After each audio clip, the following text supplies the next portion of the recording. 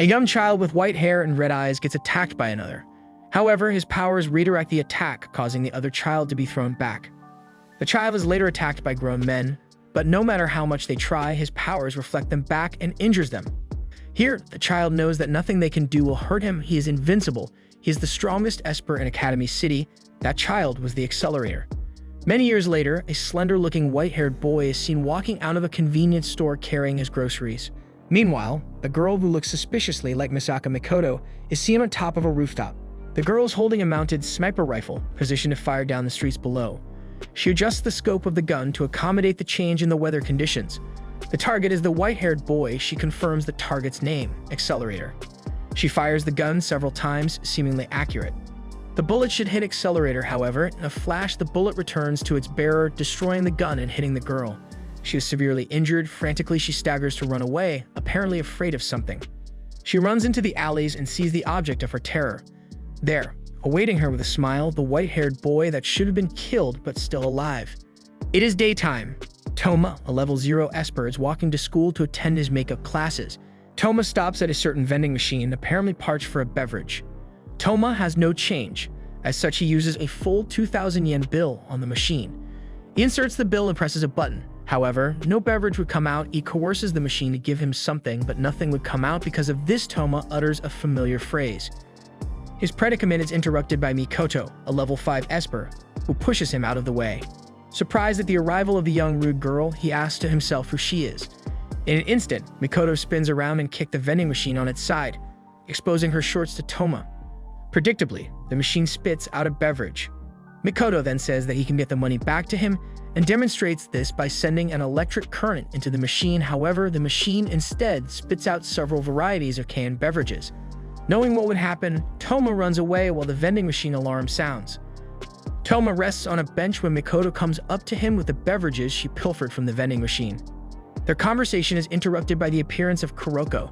Kuroko introduces herself to Toma and tells her that she is Mikoto's herald, and that Toma should check with her if he intends to hit on Mikoto. This irritates Mikoto so much that she releases her electric powers on Kuroko. Immediately after that, Toma hears another girl. He turns around to see a girl who has the same face and clothes as Mikoto. She says that she is Mikoto's sister, while describing on how she says her sentence. He asks the sister why she is referring to herself as Misaka. The sister tells Toma that her name is Misaka without delay. However, Mikoto suddenly yells at her, asking what she is doing here. The Misaka sister tells Mikoto that she is here for research, and as such, Mikoto calms down and asks her sister to come with her for a while despite her protests.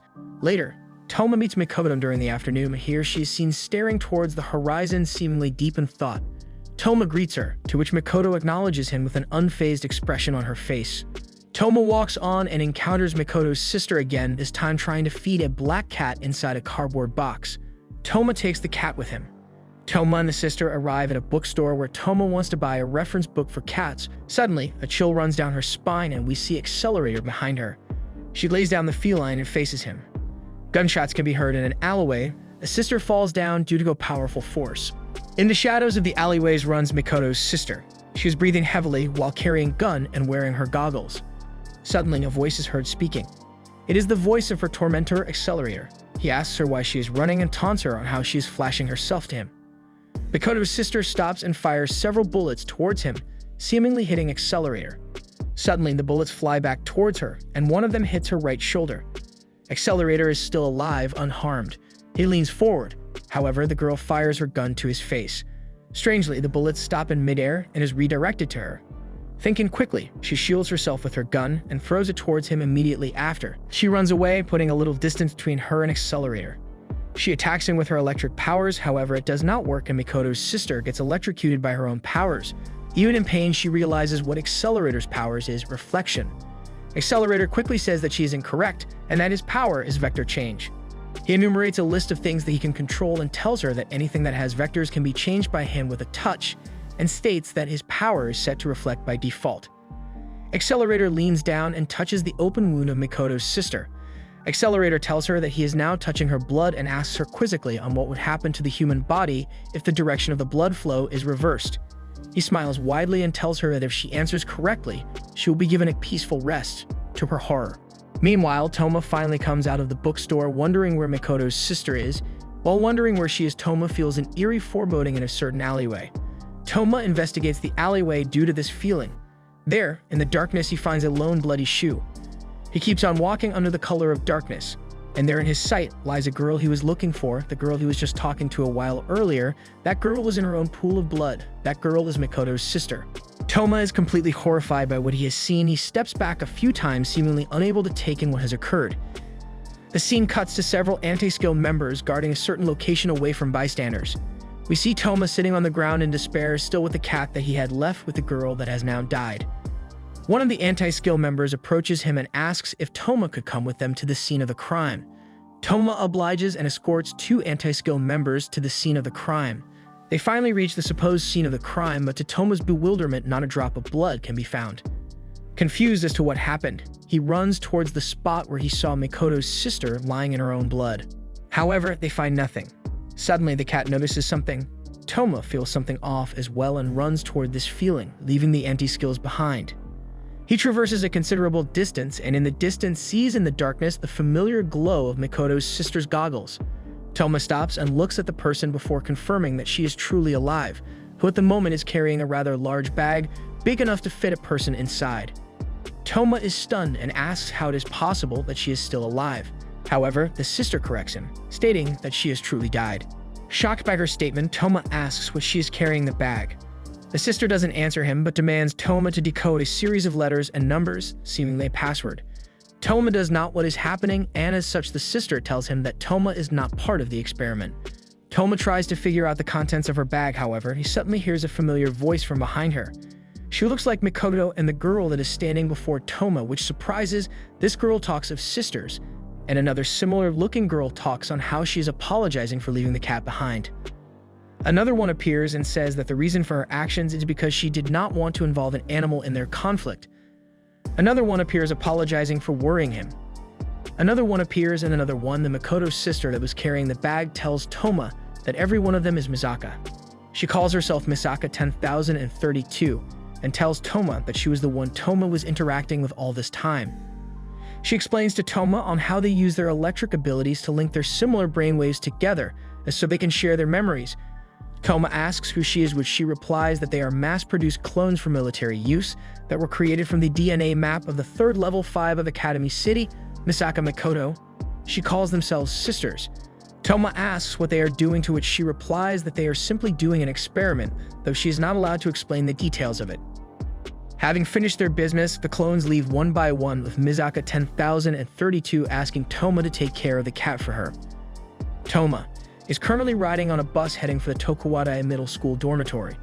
Toma steps out of the bus and heads into the Tokuwadai Middle School dormitory. Toma discovers that Mikoto resides in room 208 and decides to use the panel to contact her. The voice tells Toma that she is her Onisama's roommate and not to worry about bothering her.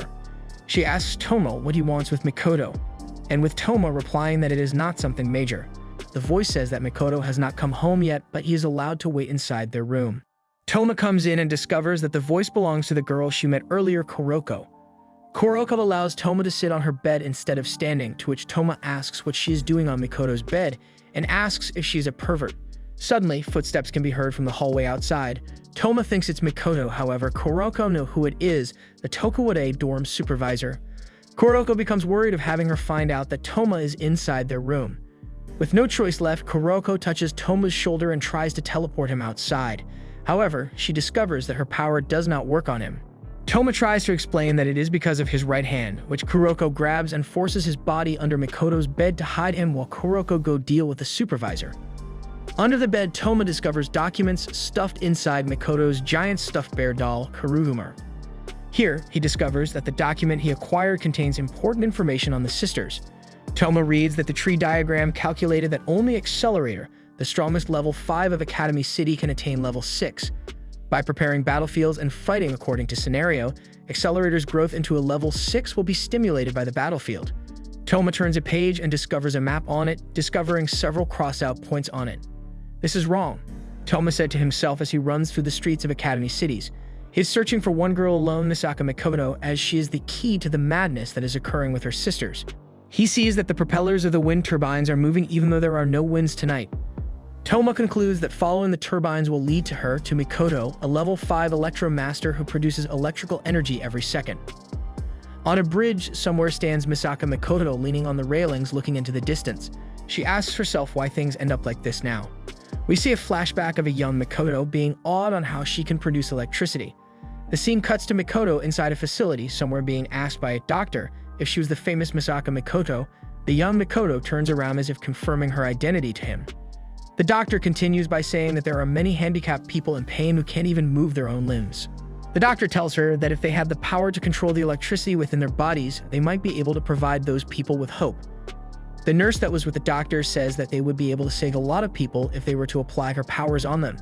The scene cuts to a group of girls gossiping about a rumor about military clones being produced in Academy City, where they're using a certain level 5's DNA as a base.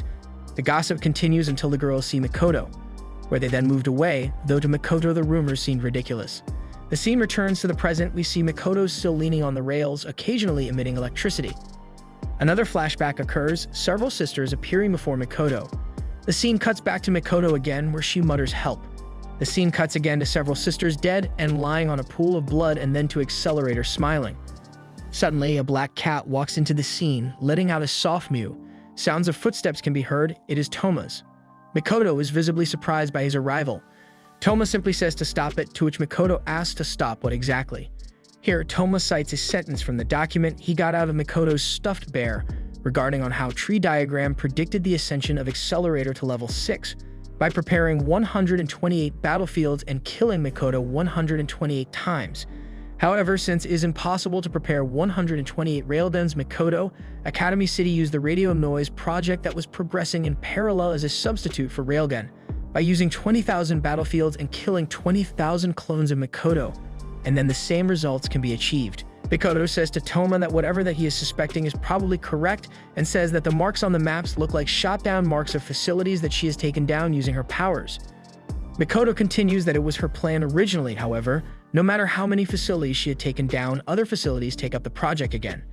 Mikoto continues by saying that the city is always under surveillance by the Tree Diagram, which would imply that the experiment is being allowed by the board of directors as well. She states that since the centerpiece of the experiment involves making Accelerator stronger, then if he was gone, then obviously the experiment will be halted. Toma says that she is lying. He says that she is not powerful enough to defeat Accelerator. Mikoto then says that she'll be going to Accelerator's location now and going to her death. However, she is stopped by Toma, who stands in front of her, blocking the path towards her demise. Mikoto orders Toma to move out of the way, to which Toma replies a single word, no. Even the power of his opponent, Toma, is resolute in not allowing Mikoto to pass through him tonight. Mikoto attacks once again, and this time Toma is engulfed in her power, making him fall. Whilst Toma is on the ground after being hit by Mikoto's attack, she becomes regretful in attacking him. However, Toma stands up once more, determined to not let Mikoto pass him.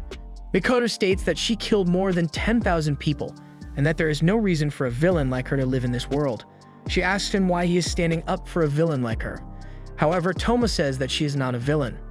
Filled with anguish, Mikoto lets out her powers, screaming.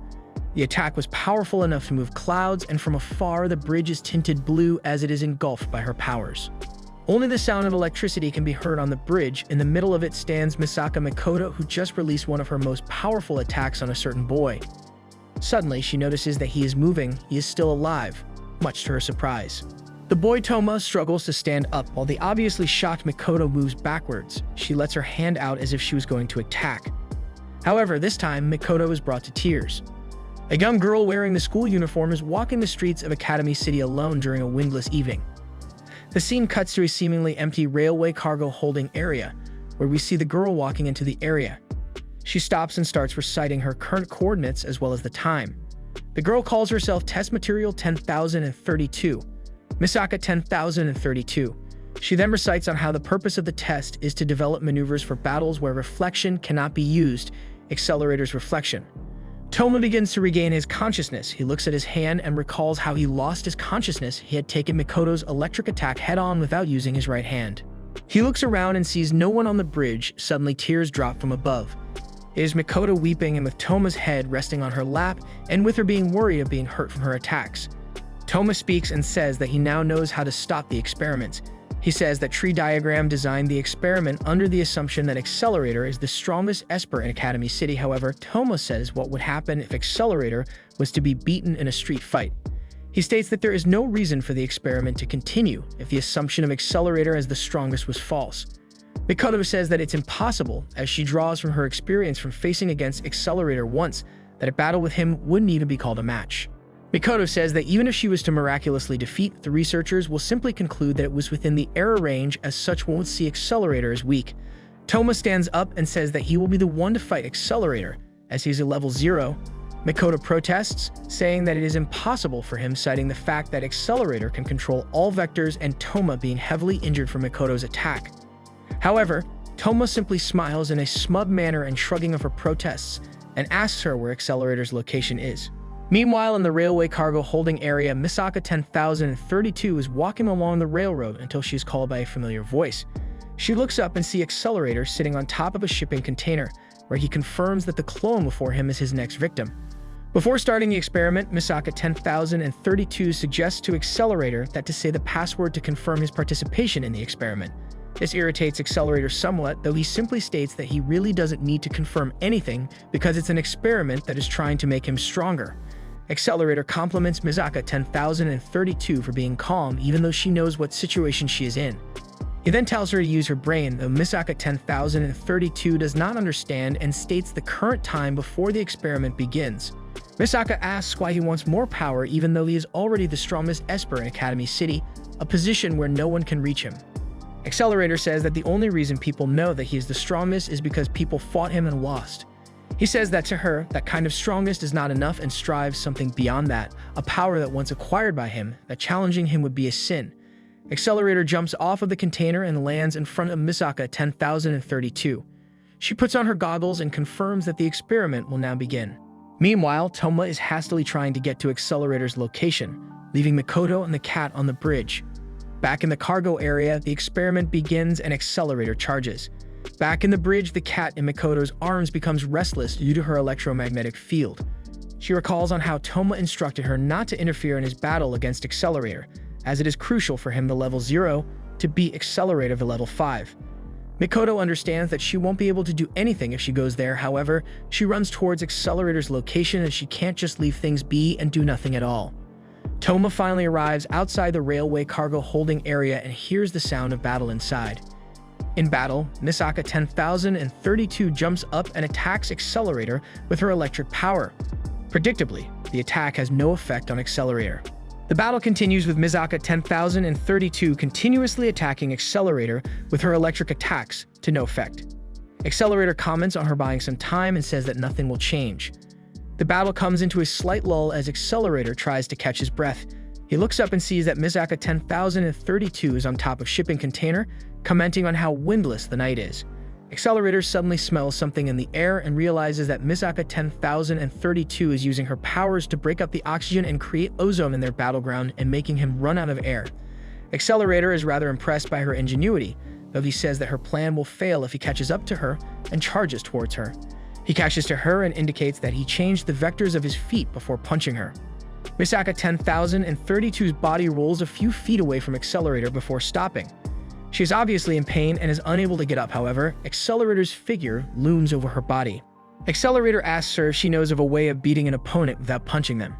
He kicks in the stomach and says that the answer is by touching the person's body and change the vector of the opposing momentum. He keeps on kicking Misaka 10,032 until he notices something. Toma has arrived. Toma orders Accelerator to get away from Misaka 10,032, much to Accelerator's amusement. Accelerator is exasperated that he has to kill a civilian in order to keep the experiment a secret. Toma, however, tells him to shut up and orders him once again to get away from Misaka 10,032. Though surprised at this, Accelerator demonstrates his power to Toma by kicking a small rock and destroying a tower. Even then, Toma does not flinch at the sight of his power. Accelerator becomes intrigued at the sight of Toma's fearlessness.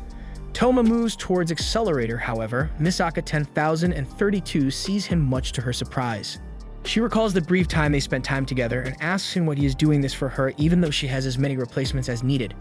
Toma tells her to shut up and says that the reason he is here is to save her, because there is only one of her in this world. Accelerator rambles on how Toma is acting like a hero with the lines he said to her, and seems Toma recovers and slowly inches away from the wreckage. He sees Accelerator walking towards him, saying that the containers seem to have contained wheat flour in them, and also comments that it would be dangerous since there is no wind tonight. He quips what would happen if the powdery flour floating in the air would catch fire, and asks Toma if he knows what dust explosions are. Realizing what's going to happen, Toma makes a run for it while Accelerator laughs. A part of the cargo holding area is engulfed in flames as an ignition is set off and making the flour explode. Toma survives the dust explosion caused by Accelerator, who is uninjured and comments on how he almost killed himself as the oxygen was used in the dust explosion he caused. Accelerator comments on how Toma should rejoice as he is the first one to have pushed Accelerator into a near-death situation. Toma does not respond and only pulls himself up to confront Accelerator once again.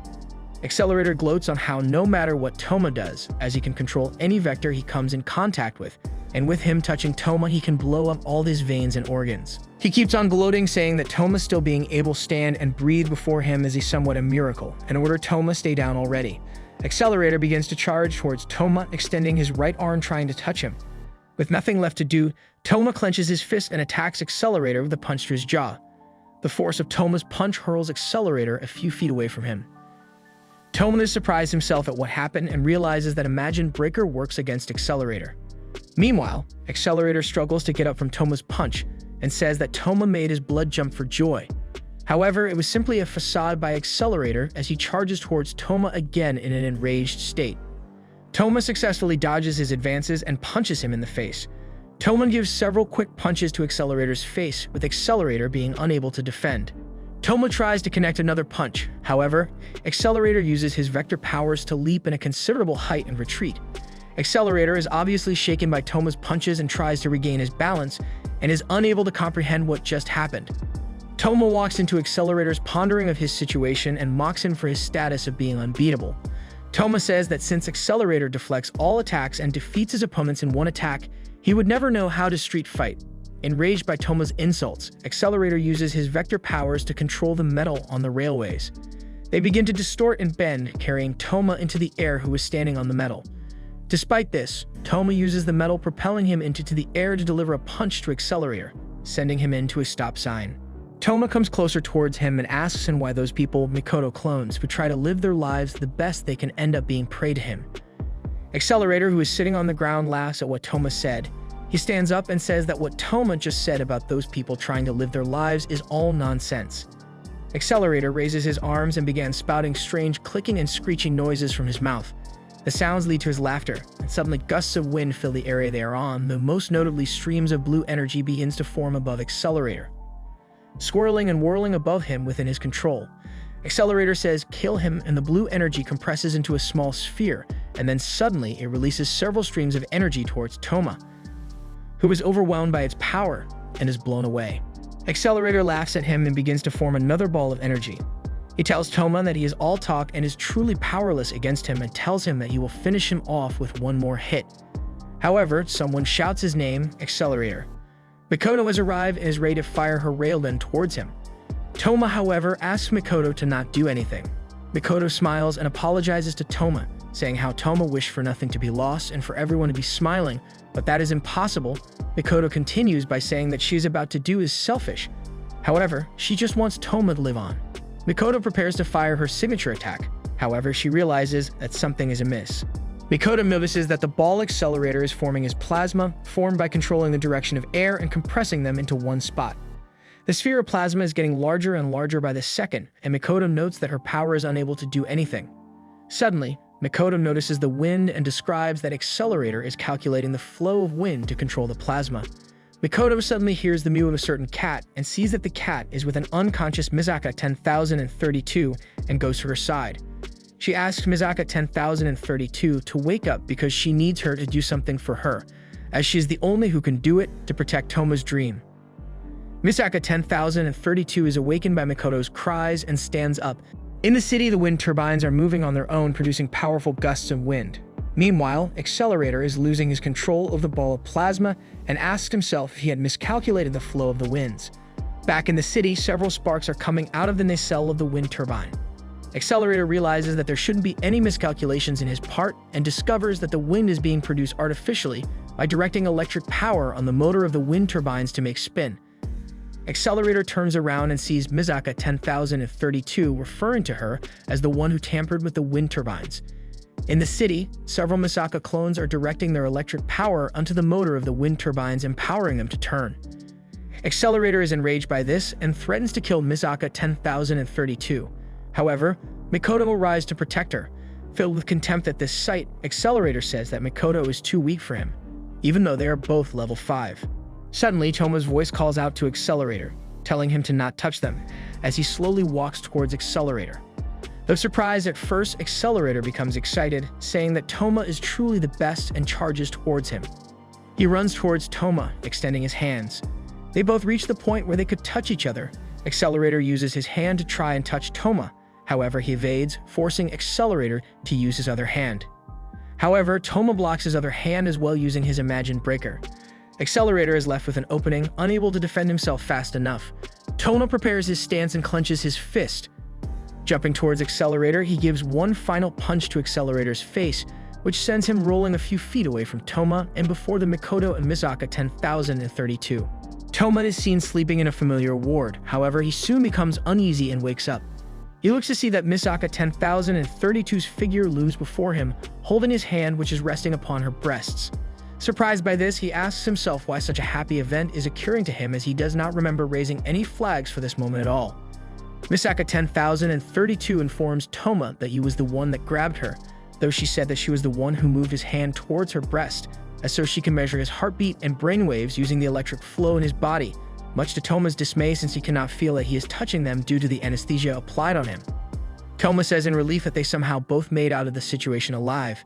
Though Misaka 10,032 states that she cannot return to the world as of yet, even though the experiment with Accelerator has been suspended, as her body needs readjustment as she is a clone that was accelerated to growth. She says goodbye to Toma, carrying with a black cat she brought into the ward with her. Before leaving, Toma asks Misaka 10,032 if the readjustments would cure her, to which she replies that he does need to worry as she will see him again soon. She leaves shortly thereafter. The next day, Toma receives an inspection from the frog-faced doctor, saying there's nothing serious with his condition. He then says how Toma seems to have affection to the particular room that he is in, to which Toma half-heartedly laughs off. Toma then goes to sleep. However, he is soon awoken by the arrival of Mikoto, who came to visit him, bringing with her a gift from him. She tells him that the cookies she just bought was the most expensive she can find in a basement of a department store. Before leaving, Toma says that if Mikoto hadn't given away her DNA map, then the sisters would have never been born. He continues on by saying that even though the experiment was wrong, their birth is something she should be proud of. Mikoto replies by saying that because of her, more than 10,000 of her clones have been killed. Later midday, Toma is all alone in his room, sleeping soundly.